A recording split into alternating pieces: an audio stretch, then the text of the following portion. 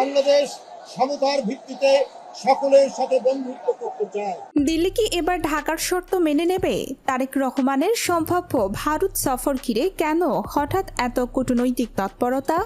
হাসিনার প্রত্যাপর্ণ, রোহিঙ্গা সংকট আর নতুন রাজনৈতিক সমীকরণ সবকিছুর উত্তর কি মিলবে দিল্লির বৈঠকে?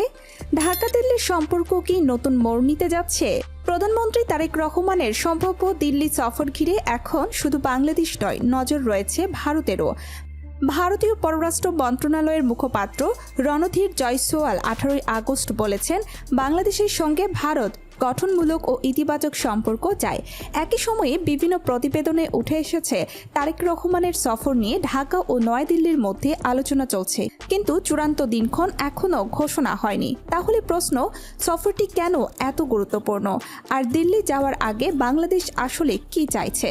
ভারতের পক্ষ থেকে আমন্ত্রণ বহাল থাকার কথাও বলা হয়েছে, তবে ঢাকার পক্ষ থেকে অনুকূল রাজনৈতিক ও কূটনৈতিক পরিবেশের ওপর জোর দেওয়া হচ্ছে।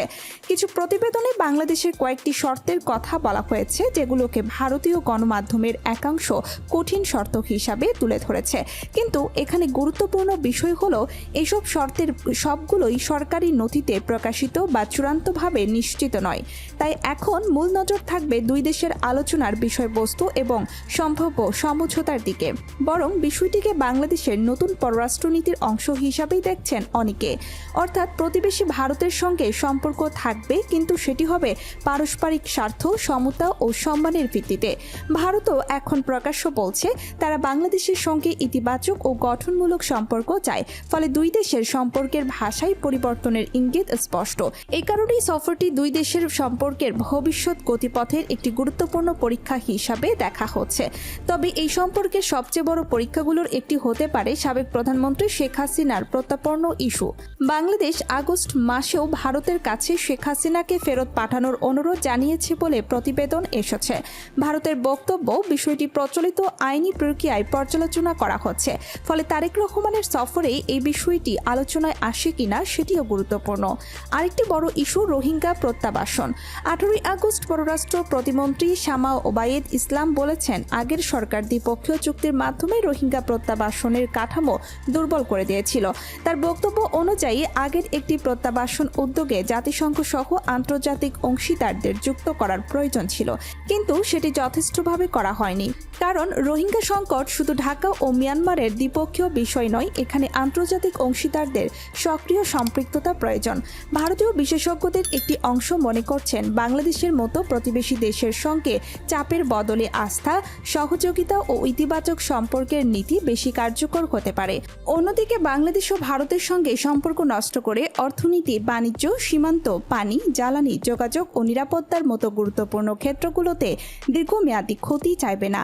তাই তারেক রহমানের সম্ভাব্য দিল্লি সফরকে শুধু সৌজন্য সফর হিসাবে দেখার সুযোগ নেই। এটি হতে পারে দুই দেশের সম্পর্কের নতুন হিসাব নিকাশের সূচনা। সেখানে আলোচনায় আসতে পারে বাণিজ্য, সীমান্ত ব্যবস্থাপনা, জ্বালানি সহযোগিতা, পানি বন্টন, আঞ্চলিক যোগাযোগ, নিরাপত্তা এবং রোহিঙ্গা সংকট। ভারত যদি সত্যি গঠনমূলক ও ইতিবাচক সম্পর্ক চায়, তাহলে বাংলাদেশের উদ্বেগগুলোকে গুরুত্ব দিতে হবে। কারণ প্রতিবেশী বদলানো যায় না, কিন্তু প্রতিবেশীর সঙ্গে সম্পর্কের ধরন বদলানো যায়। কূটনৈতিক মহল তাই নজর দিল্লির দিকে। এখন দেখার বিষয়, তারেক রহমান দিল্লি গেলে কি নতুন আস্থার দরজা খুলবে, নাকি পুরনো হিসাবই আবার সামনে আসবে। আর এই সফরের আগে যে শর্ত, প্রত্যাপর্ণ, রোহিঙ্গা ও আওয়ামী লীগ ইস্যু নিয়ে আলোচনা চলছে, তার কতটা বাস্তবে আলোচনার টেবিলে যায়, সেটি হবে সবচেয়ে বড় প্রশ্ন।